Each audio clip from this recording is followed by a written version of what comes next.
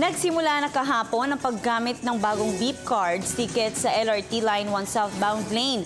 Bahagi ito ng pagbabago sa ticketing system sa buong linya ng LRT. Narito ang report na aming kasama si Julius de Samburon. Simula ngayong Agosto 16, mabibili na ang beep cards sa Light Rail Transit Line 1. Bahagi ito ng implementasyon ng Tap and Go, bagong ticketing system sa mass transit ng bayan. Nagkakahalaga ng 20 piso ang mga beep card na may kasama ng 80 pesos load.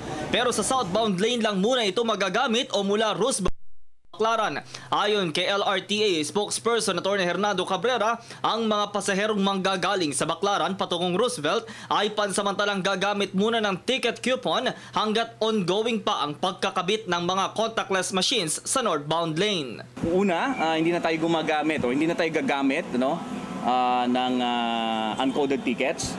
Ito yung lumang magnetic card na binibenta lang natin pero hindi ginagamit doon sa ticket gates.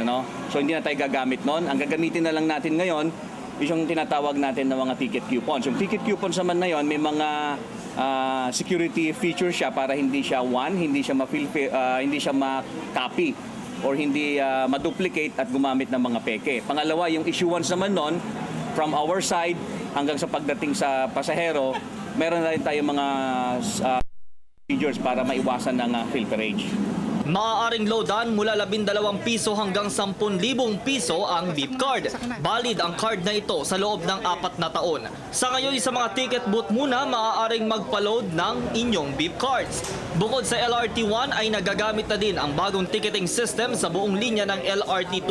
Inaasahan namang sa Setyembre ito ilulunsad sa MRT3. Sa datos ng LRTA, sa loob pa lamang ng 18 araw, simula nang ito'y gawin, ay aabot na sa mahigit 60,000 beep cards na ang nabili.